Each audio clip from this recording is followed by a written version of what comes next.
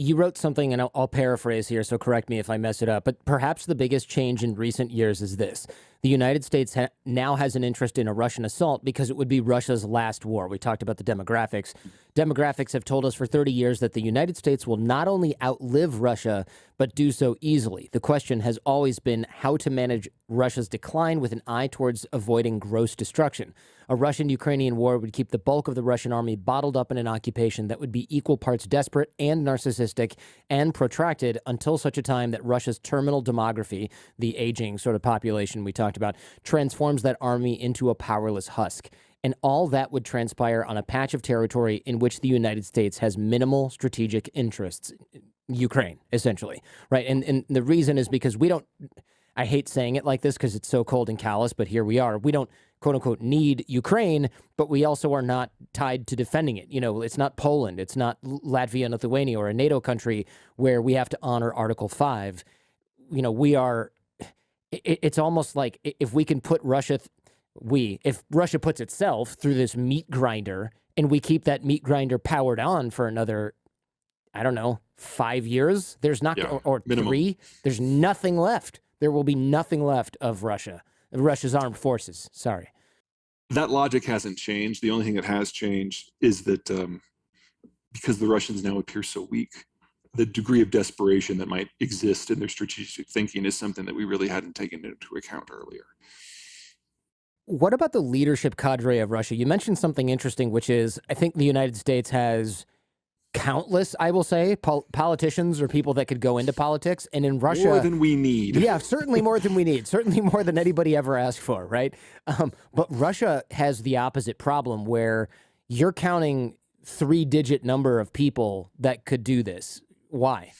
It's the same basic concept as what's going on with the military and the economy. You know, the last group of people who have the full suite of training were trained in the mid-1980s. In the case of the leadership specifically, we're talking about all people from the KGB. When Yuri Andropov took over in the early 1980s, it was a bit of an internal coup in that we had one faction that used to be part of the government take over the government because they thought that the previous 2 rulers, Khrushchev and Brezhnev, had mismanaged the system so badly that they really needed adults in the room, people who had the full picture of everything that was going on. And in a highly censored totalitarian dictatorship, that meant the intelligence services. So the KGB generated Yuri Andropov, Chernenko, and ultimately Gorbachev, all from the KGB, to run the system. Well, these people stayed in, I wouldn't even call it the background. They weren't officially in charge, but they were always large and present in the 1990s. And when Yeltsin took ill, they're the ones who took over from Yeltsin. So we had a quick revolution, lasted a few years, then Yeltsin got dropped because his health was atrocious. And the KGB has been in the KGB's successor, the FSB, has been in charge of ever since. Now, Putin is obviously from that crowd, but so is everyone around him. Alexei Miller of Gazprom is probably the best example. But the chiefs of all of the major companies that they're called the Silivarks, the security oligarchs, that have taken over chunks of the Russian economy in large bites ever since 1999. They are all personally beholden to Putin. They are all from that inner circle, and they are all over 50. So there is not a generation waiting in the wings that has been trained. Putin has been very effective at pruning any potential challengers to his rule. So he will be the last capable, competent president of the Russian Federation. He's already 70. Yikes. Yeah, so there's like no secession plan theoretically that looks credible. And every once in a while, we have a faction within that group that kind of rises to prominence because they want to succeed. And as soon as Putin thinks they might be get closer to succeed him, he smashes them. And so right now, we haven't had anybody like that for a few years. Yeah, they tie themselves to a chair and fall in a pool. Yeah, exactly. Yeah, it's really interesting to see this because you would think, even North Korea has been like, hey, I should probably come up with something for when I croak. And here we are with Putin really, what's the plan? Really, he has to have some plan, right? Or not? If you look at the demographics, it is perfectly reasonable to assume that Putin was going to be the last leader of Russia anyway. Mm-hmm. So if you're just if you're just staying in power to be the person to be the person who will turn the lights off, I've Yeah, heard dumber things. I guess here we are. So Yeah. what happens to Russia after Putin? I mean, even if he's the most successful tyrant and ends up taking over all the countries he's aiming at, and we'll talk about that in a second, eventually time is going to catch up with the guy. So what happens to Russia after that? Infighting? The best case scenario is we get something a little bit like what happened after Mao left in China, like a gang of 4 from the different factions who rules as a committee, and then one of the 4 offs the other 3, and then he's in charge. That's kind of the best case scenario now. I think it'd be more likely that Putin has so removed everyone of leadership talent that we're probably going to have more of an organizational collapse. Igor Sechin of Rosneft, that's the state oil company, is probably the most capable who's left, but everyone else of the 150 KGB members that are left so thoroughly hate him in all things that it's really doubtful that he'd be able to rally anyone to his flag. So there really is no one. He doesn't seem super adept at picking leadership, or maybe I'm looking at the wrong criteria, but when I look at dipshits like Ramzan Kadyrov, who runs Chechnya, I'm just seeing the dumb guy at the gym who starts fights with everyone and has no career outside of lifting weights, running a supposedly separate country. And I'm just thinking, this is probably the last pick for a kickball guy who's so insecure. He's shouting. It's like he's on Twitter starting beefs with Elon Musk. What the hell is going on? And you're picking this guy in a leadership role. Yeah, to me, it just also sounds a lot like an American position. We look at leadership different than the Russians do. The strongman is who rules Russia. It always has been. The terrain does not lead to regional leaders, or regional economics that are separate. So like, here, Texas, New York, California, Florida, Minnesota, these are all discrete economic entities. And so we have a federal system where each of the states chooses their own leadership and then submits their leadership choices at a representative level to Washington. That would never work in the Russian Federation. In the Federation, you've got Moscow, you've got St. Petersburg, and then you have all these secondary cities that are dependent upon some degree of link to one of those 2, and all of them have been conquered by Russia over the course of their existence. Every single one of them. Russia is not a republic. It's certainly not a democracy. It's a multi-ethnic empire. And with that sort of political and economic footing, someone's in charge. And if someone's not in charge, no one's in charge. And the future of Russia, in my opinion, is probably going towards the latter. But for now, it means that you have a strongman in the center who appoints regional strongmen like Kadyrov to look after things for him. This is not about growth. This is not about jobs. This is not about popularity. This is about control. That makes a lot more sense. Because look, otherwise, all my logic is turned on its head when I look at this guy, right? It just doesn't make any sense. But I guess if you've got somebody else credibly running the secret police and the Secret Service and monitoring this guy, and all he's supposed to do is smash dissidents with a ham fist, then I guess he's probably the right guy for the job, right? Yeah, and from Putin's point of view, choosing Kadyrov's father, because that was who he originally appointed back in 2001 as his successor, was smart because he turned one faction of the Chechens against the other Chechen factions, and together with the Russian military, they were able to break them all. And so that faction was rewarded with control over a personal fiefdom, very medieval, very Middle Ages, very feudalistic. Of course, as will always happen to fathers, they will pass on in time. Kadyrov Sr. was assassinated, and so Kadyrov Jr., the current guy, took over.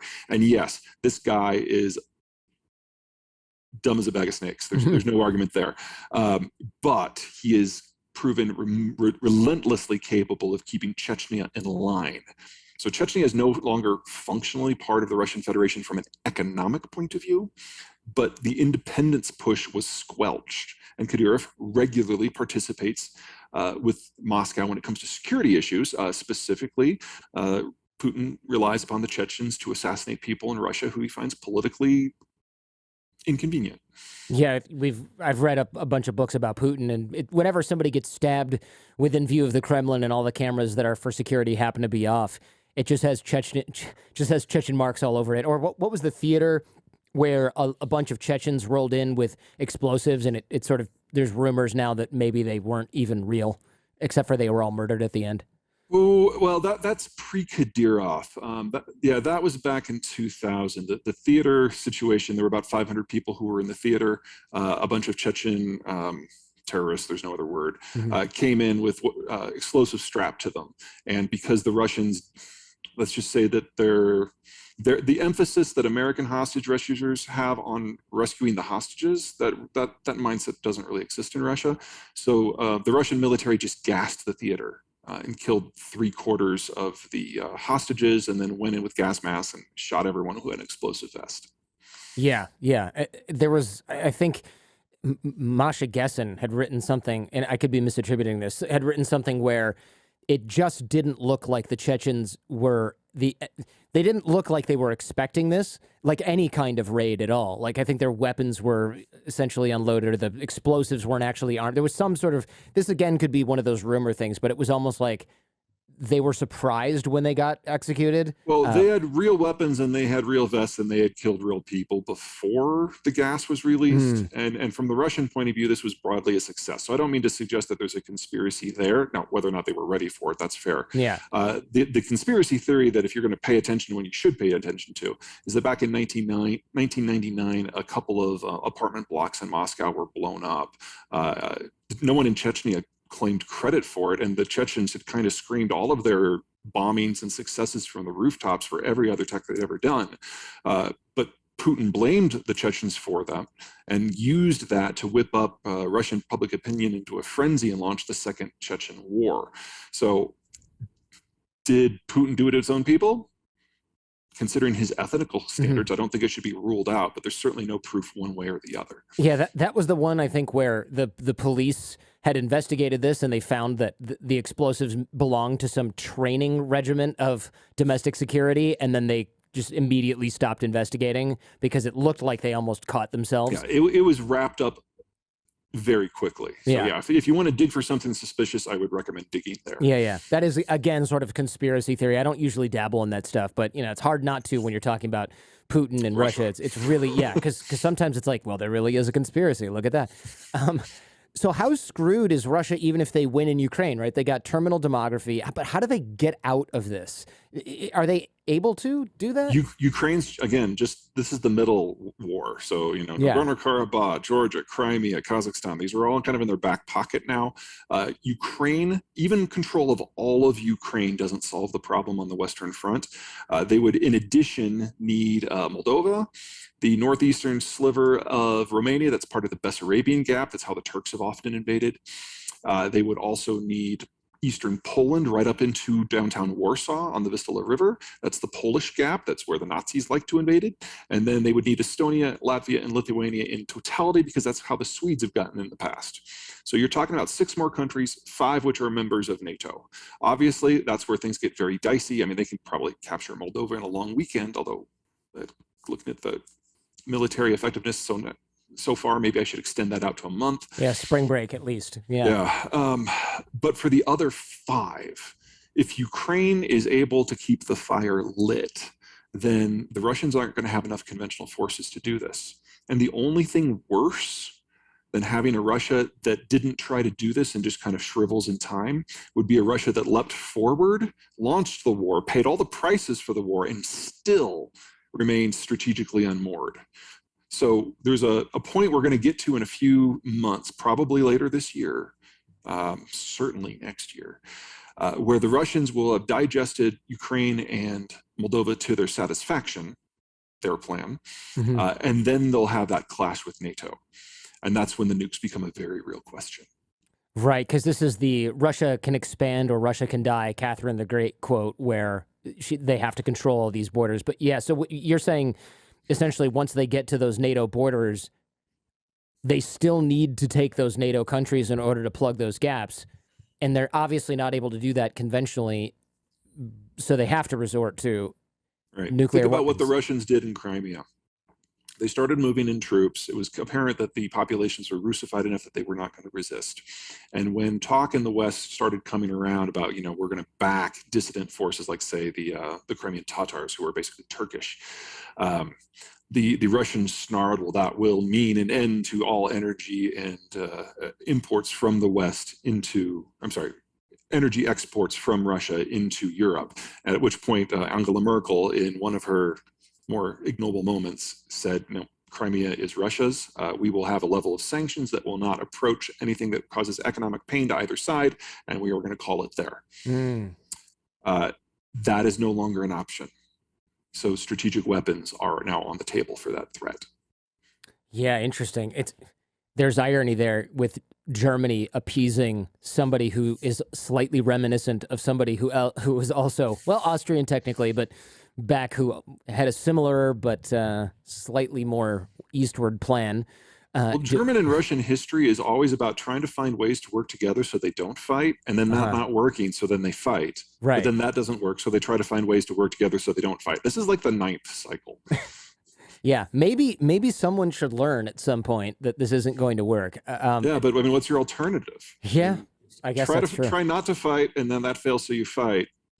That fails, so you go back. This is the back and forth and back and forth and back and forth, and that's why the countries that are between the Russians and the Germans hate history so much. Yikes! Yeah, that's where my family's from, and they moved. I wonder why. Something pogrom, something World War, then another one, and then they went, screw this place, basically. Actually, it was before the Second World War, but yeah, pogroms will do that to you. So can Russia occupy Ukraine? I mean, theoretically they can, right? But they need like their entire armed forces to do that, correct? We've got a country of, well, at the start, it was a country of 45 million people. Ukraine. We're now down to Ukraine, yes. We're now down to 42.5 million people. It's the biggest movement of people ever recorded in human history. 2.5 million people in under 3 weeks. That's just unprecedented. And we are nowhere near done because right now the fighting is only happening on less than 1/5 of Ukrainian territory. Wow. Yeah, Ukraine is huge. Yeah, we haven't even gotten to the part of Russia or of Ukraine that before 3 weeks ago we considered the pro-Western part. As a rule, it's not perfect, but the river, the Dnieper, that cuts the country roughly in half, the general understanding was if you're west of that, you're pro-Western and you consider yourself primarily Ukrainian, and if you're east of that, you're pro-Russian and you consider yourself at least a Russian speaker. What the Russians have done in the last 8 years and having this low-intensity war in Ukraine and the Donbass has changed that. And everyone in Ukraine is now broadly considering a Ukrainian. And outside of Russian TV, there's no one in Ukraine that is not resisting in some way. I mean, this is just an epic turnaround from a national identity point of view. So Russia is going to not just have to level the entire place, they're going to have to continually bomb and launch programs the length of the entire country to retain control. That's going to generate at least another 10 million refugees. And that's going to require at least a couple million Russian soldiers to occupy the place. And that's the vast bulk of the Russian military. That includes their draftees. So we're not just talking about the best Russian troops completely being locked up. We're talking about nearly all Russian troops being locked up, unless the Russians issue a state of emergency and start drafting anyone under age 50. Which is probably where this is going to go because the Russian economy is in free fall anyway. So why not? That would be,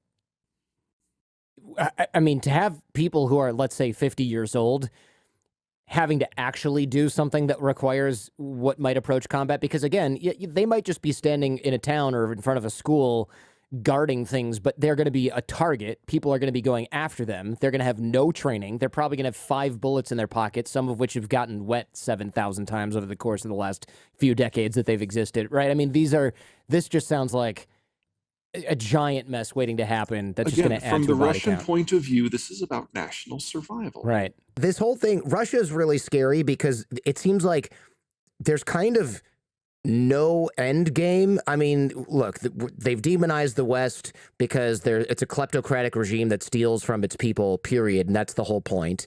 Russia's life expectancy is going down. Places like Germany and the United States, I think, were going up. Maybe not when you factor in COVID stuff, but generally we're going up.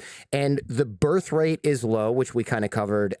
Do you know the birth rate and what the replacement rate would have to be? Is that off the top of your head? Yeah, the birth rate in Russia was just before the war about 1.5. Replacement rate is about 2.1. You have to have 2.1 babies on average per woman in order to keep the population stable. Obviously, there are things like immigration that can change that. Also, outward migration. So in a situation like Russia, where the birth rate is really low, about 1.415, they also have to contend with high degrees of mortality amongst older people, which is lowering the total population size, and also extreme outward migration, and of course death by COVID and death in eastern Ukraine. So it's just a caustic mix of different elements coming together to really undermine Putin's government. And, there is some talk here in Washington. Of course, this talk happened during the Soviet Union, too. But it's very possible we might start to see Russia fracture in the next 10 years. And the Russia that we know it today could be gone.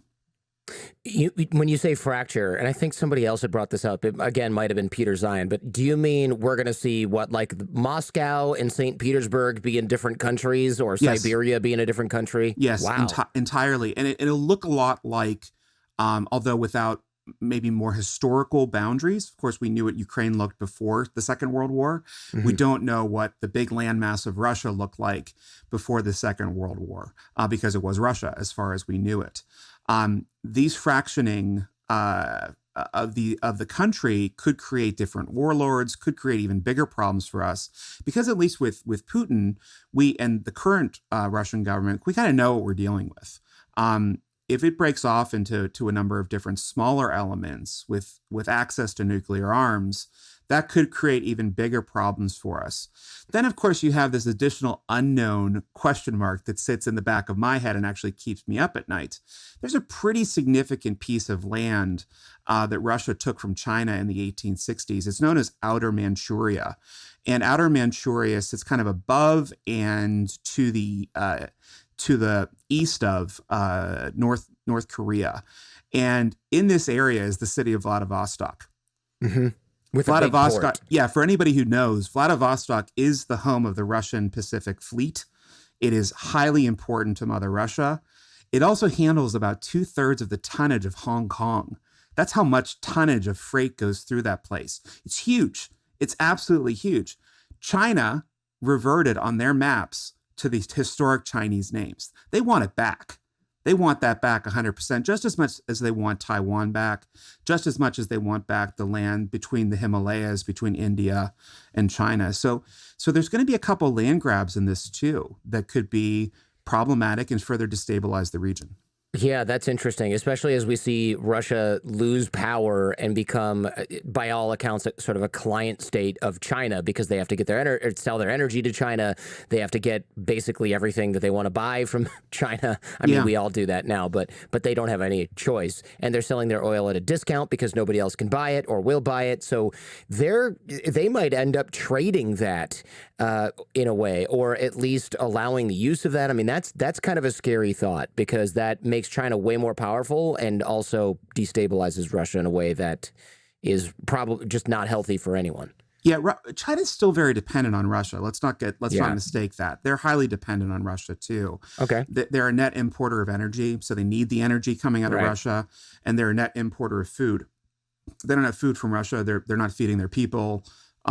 Starvation sets in at some point because they can't feed the 1.45 billion people that live there. That's a big issue for China. So in many ways, this conflict and the response from the West with sanctions and a unified front has really pushed these two friends even closer together. And now that they're both in this demographic fall from grace, they need each other now probably more than ever. I looked this up, and so you correct me where I'm wrong. I should rename my show to that, because I feel like I say that every time. But there's basically no immigration to Russia.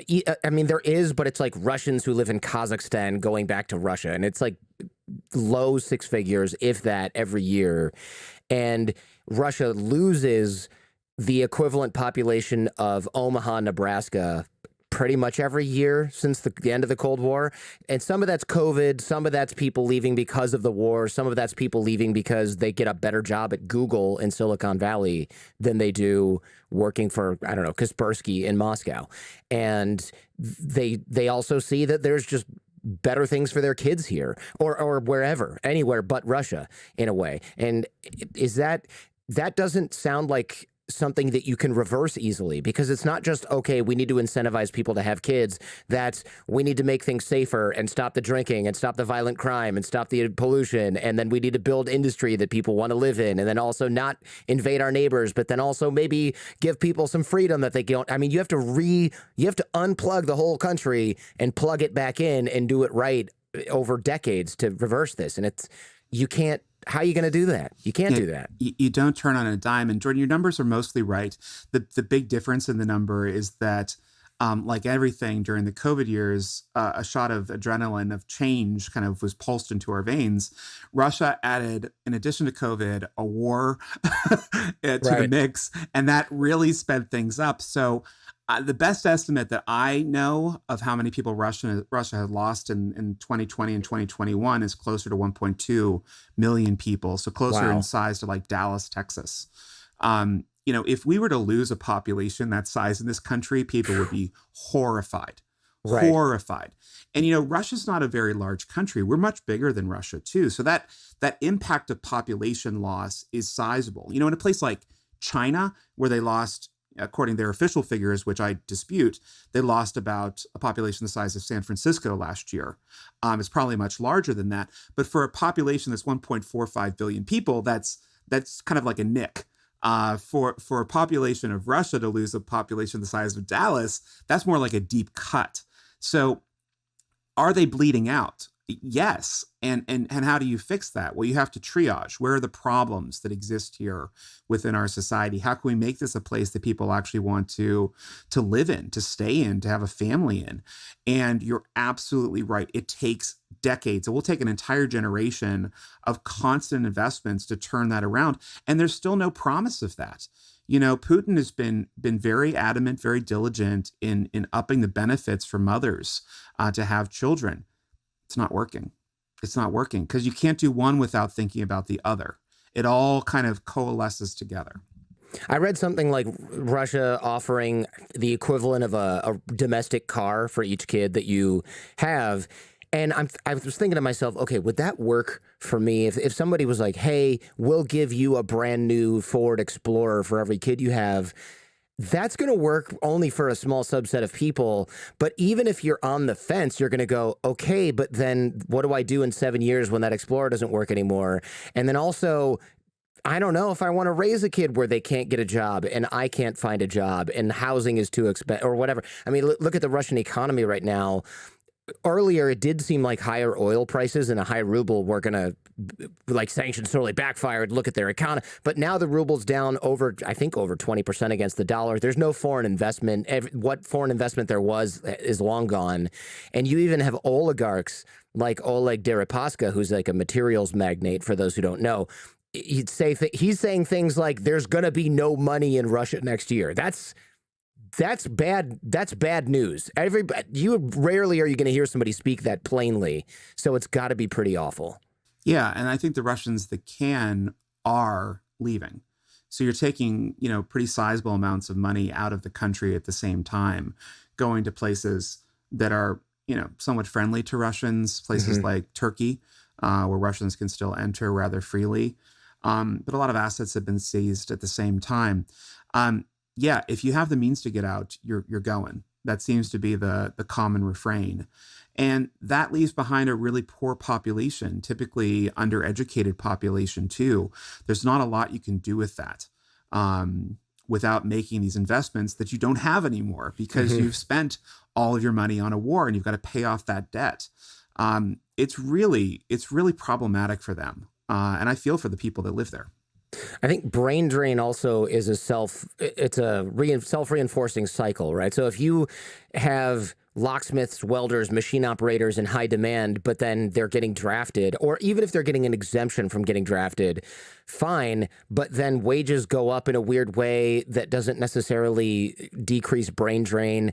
There's going to be an increase in brain drain of anybody with good marketable skills and education because they can get quality of life by simply buying an airline ticket. And that's pretty that's a big problem for a country where, unless you're going to restrict freedom of movement entirely, which is very hard to do when you're a country the size of Russia, I would imagine, you're just going to lose anybody who's got like you said, the ability to leave. It's a plunging birth rate perfect storm with the emigration and the war. So, as the global population really does start to plateau, the battle for labor actually really starts to heat up. Okay, so the fact that Russia can't reproduce its own population is problematic. They can't even find labor from outside to really bring in, even if they wanted to. Take a look at Germany, a close neighbor of Russia that's suffering from some similar challenges to its birth rate. Germany also has a very pro-immigration policy. In fact, if you want to move there and get the equivalent of a green card today and you're a highly skilled laborer or fit within a certain category, you can move there no questions asked. You could move there tomorrow if you wanted to, and they're going to take care of you. So the next kind of battlefront for the future and the future of nations is really going to be around labor. Who can you coax into your country to keep the economy afloat, to keep the economy moving ahead? And we are seeing Americans too moving overseas, trying that expat life for a change. So it's not completely unique to Russia, but what Russia is experiencing is unlike anywhere else on the planet. It is just a steep downward trend, and there aren't those right moves to really turn things around. That's why there's very little for the hope, very little hope for the future for them right now. Yeah, I've read they're going to have the lowest birth rate in modern history. So I think it's 1.2 million births next year if the war continues because of the instability of that. And I think, I don't know if the modern history claim makes sense, but that's pretty damning either way. Let's say it's tied with the fall of the Berlin Wall. That's saying something. Yeah, I'd have to double check that number because yes, their birth rates are terribly low, but no one has beat Korea for a low birth rate. In the world I meant the yet. lowest in Russian history. Oh, in Russian history. World. I'm sorry. Yeah. Yes, of course. That actually makes complete sense. And maybe in their total history, because like I said, since the dawn of the Industrial Revolution, birth rates have been in decline. The drop below 2.1 for most nations happened in, the late 80s, early 90s. When I was born in 77, the birth rate was 2.59 or 2.59. And we always used to joke, who has 2.59 kids? But the drop has been happening ever since then. I really think a turning point for the world was the last financial crisis. That's when birth rates had kind of evened out, and that happened, and then they just started dropping again. But it all comes back, like I said, to this economic question and this question of whether or not people feel safe, whether or not they feel that they can raise a child comfortably in this modern world. And I think the answer for a growing number of people is no. Even just looking back to 2002, roughly 2/3 of households had children in them. Today, it's only 40%, and that's in this country. Wow. So there is a real shift that's happening here that we have to pay attention to. And Jordan, we talk a lot about Russia. I always think it's really important to bring it back home to this country as well, because we think that we're somehow immune to this stuff. Yeah. And I state this, and I want to make sure that people hear it very clearly. Half of the states and 3/4 of our counties have deaths outpacing births. Wow, I didn't know that, but I suppose it makes sense because it's just immigration that's keeping us from shrinking. Switching gears a little bit, recently we heard that Russia's just not going to turn Nord Stream. Is it Nord Stream 2 back on, or is it Nord Stream 1? Nord Stream 1. Nord Stream 1, right. Nord Stream 2 is not building it.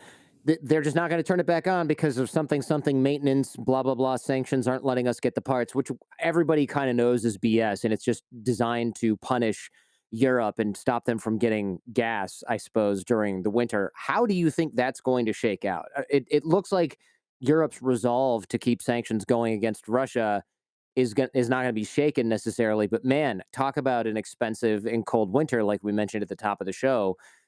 What are we going to do? You still got to keep people warm. Part of me is surprised that the Russians have waited this long to take that step. I agree. Because they've given the Europeans an opportunity to really diversify their sources, to create greater efficiencies, to expand the lifespan of nuclear. I mean, a whole bunch of things. We're at the point right now that even if the Russians cut off all the energy, the Germans should be able to avoid the severe restrictions of what they call this level 3, that would basically prevent the free and open market purchasing of gas energy on the market.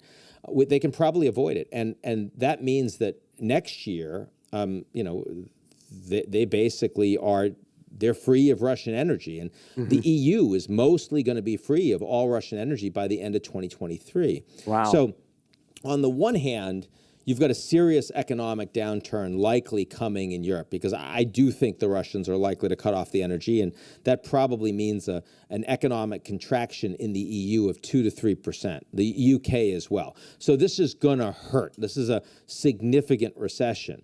On the other hand, Russia is going to go down in history as the first G20 economy that's ever been completely cut off from all the rich countries in the world. And they're going to be made into a rogue. They're going to go from a strategic competitor like China with more military capacity but smaller economy to a rogue state like Iran but with 6,000 nuclear warheads.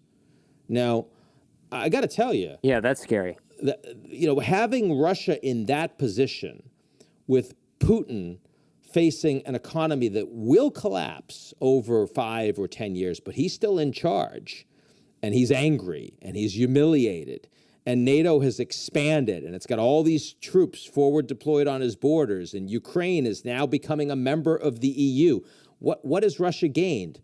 I mean, some burnt out territory in southeast Ukraine they fly the flag over. Like, this is not going to work for them at all. So I do worry that we are entering a new Cold War with elements of hot war, not with the Chinese at all, but with the Russians. And the Russians have virtually no one on their side. Belarus, maybe North Korea on good days. That's about it. And that's not a good position to be in. What do we think happens? I know early on, some people said, hey, Russia's not going to stop. Peter Zeihan was on the show, who I know you know. Yeah, he's Peter's a good guy. Yeah. It's like they're not going to stop. They're going to try and get Romania and Moldova and the Baltic states because of Russian history, saying that how they need to seal things off. And then guys like Mearsheimer were sort of like, well, this is NATO's fault. They're not necessarily going to do that. This is more of an encroachment thing. What do we think is going to happen when Russia can't necessarily get what they want in Ukraine, or they get what they say they want, which is, like you said, a burned out husk of southeastern Ukraine?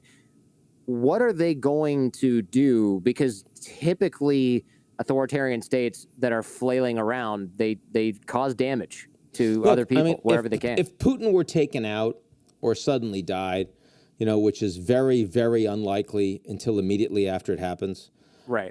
Right. So, there's no use in trying to predict it. But, if that were to happen after the Russians had taken a piece of Ukraine, but while their economy is in free fall, a new Russian leader might well, with more consensus and more engagement with a larger group of Russian security, sort of forces around the country, and might well be willing to sit down and negotiate a reduction of sanctions for some sort of peace deal with the Ukrainians that affords them their territory back. That would be the best possible scenario.